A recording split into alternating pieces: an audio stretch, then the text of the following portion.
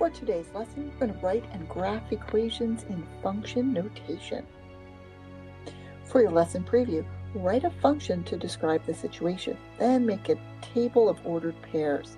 So as we see, for question A, you were to buy 1, 2, or 3 burgers for $7 each. So your function notation should give you f of x equals 7x. Now, as you make your table of values, you're going to substitute 1 times 7, 2 times 7, 3 times 7. We're going to plot your points. Notice this is a discrete graph. You cannot buy 2.5 burgers.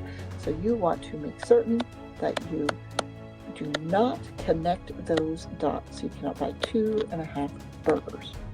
Now for question B, think about your function. It's $130 for a weekly truck rental. And then you have to pay $2 per mile. Let x equal miles. Write your equation. You might have to scale your x-axis and your y-axis, both of them. Make certain that this one gets connected. You do drive 4.5 miles. So we're going to look at graphing functions. You're going to use functions to generate your ordered pairs. Then we're going to plot enough points to see a pattern or shape. So for example 1, notice it is x to the first power that we are going to graph. Because it's x to the first power, we should end up with a line. That should be our shape. Is it discrete or continuous? You were given a set of numbers, so it will be a discrete graph. So we have our x, we have our f of x. We're going to plot -3, 0, 3, and 6. When we plot these values, we will go first substitute in your -3, which gives us -7, 0 gives us -6, 3 is going to give us -5, and 6 is going to give us a -4. If you have a pattern on the left, you should have a pattern on the right. X goes to -3 and down 7. Plot your point. We go 0, down 6. Whoops, I missed. So let me go back and fix that. Down 7, down 6. Then we will go to 3, down 5, and 6, down 4.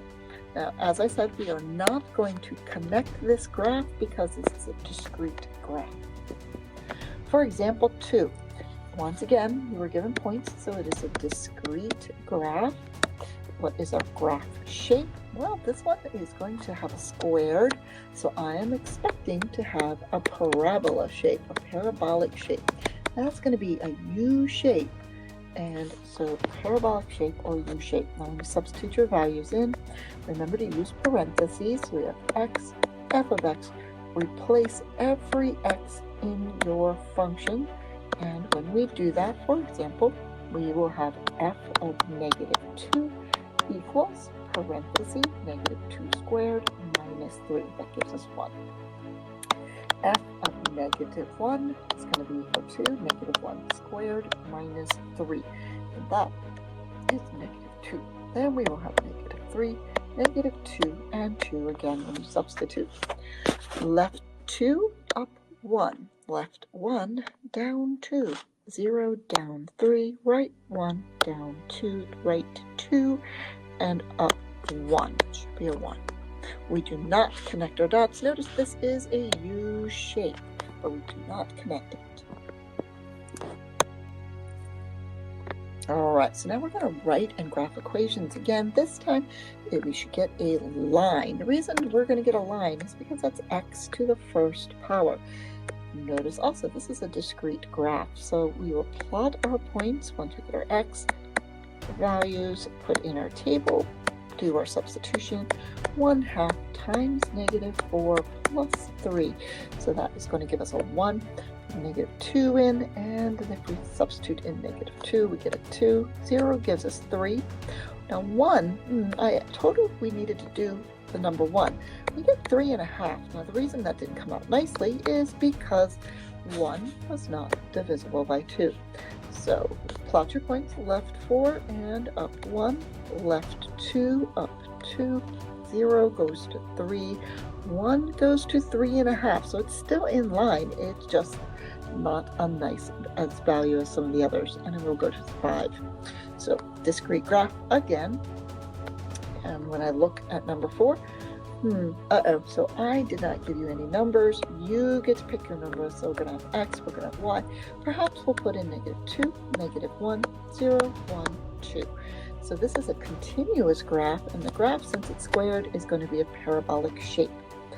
Substitute, we're going to have 4x is -2. Negative quantity, -2 squared plus 2. Follow the order of operations. -4 plus 2 is -2. Now I'm going to substitute in -1, negative quantity, -1 squared plus 2. Well, what happens with that? We're going to get a 1. 0 gives us 2. Substitute 1 in, we get 1, and 2 again gives us -2. Left 2, down 2, left 1, up 1, 0, 2, 1, 1, and 2, down 2. Did you notice this parabola is upside down this time? Why do you think that is? Now, for number 5, again, you get to pick out the numbers. So if you get to pick out the numbers for number 5, why don't we pick numbers that are all divisible by 3? So -6, -3, 0, 3, and 6. The reason we're doing that is it'll divide nicely. So substitute -2 multiplied by 6. Oh, that's -6 plus 1. It's going to be 2 times 6 is 12 divided by 3 is 4. Add 1 is 5. -2 multiplied by -3. 3's cancel out. That's very convenient. And we're going to have 3. 0 is 1. Put your 3 in. We are now at negative. Notice a pattern. Pattern on the left gives me pattern on the right for my straight lines. So once again, plot your points. Left 6, up 5. Left 3, up 3.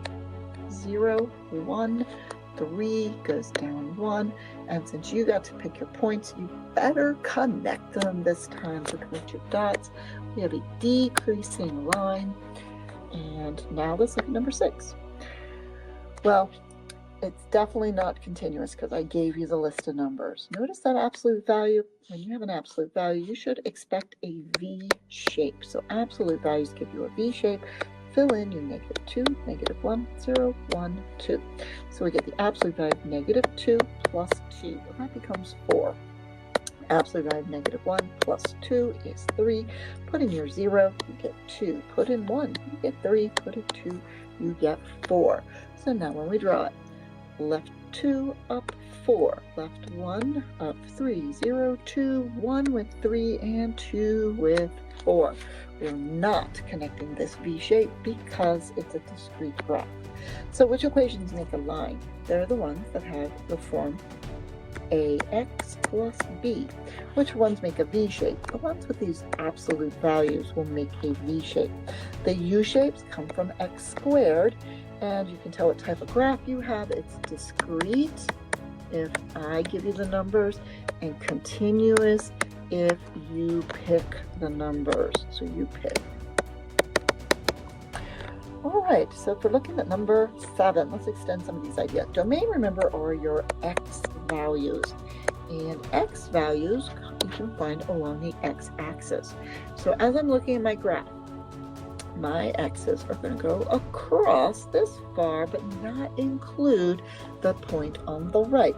Now, this to me looks like a number line. So I'm going from -2 less than or equal to x. Don't include that one on the right. So our domain, -2 less than or equal to x less than 2. If we have a continuous graph, you should be using interval notation to write the domain. And the range, let's see here, the range is going to be similar. So the range, the smallest y value is 1 less than or equal to y less than, and it goes all the way up to 3. That would be the range. Can you figure out the equation of this graph? It should involve an absolute value of x. See if you can figure out what the graph would be. Now it's time for you to practice your graphing. As you think about these, question 1 will be a discrete line. Make certain you get a discrete line. 2 is going to give you a discrete V. Make certain you think about what each one should look like before you begin. Now, number 6, it is definitely continuous, but it is not a line. Number 6 should be a V shape. I know this because it has that absolute value. So, as we are looking at the next page, number 7 should be a continuous parabola. When you choose your numbers, try to choose numbers that balance out the function. So -2, -1, 0, 1, 2 might be good ones to look at. Number 8 is upside down. Keep that in mind. Number 9, just a reminder, when you're using function notation, the 3 in this problem is your x value. So every x gets replaced in the pattern. Whereas for number 10, you're told that f of x is equal to 7. So we're going to replace this f of x with the number 7. Similar things happen to number 11. It's an absolute value problem. Once you isolate your absolute value, don't forget to bust it open.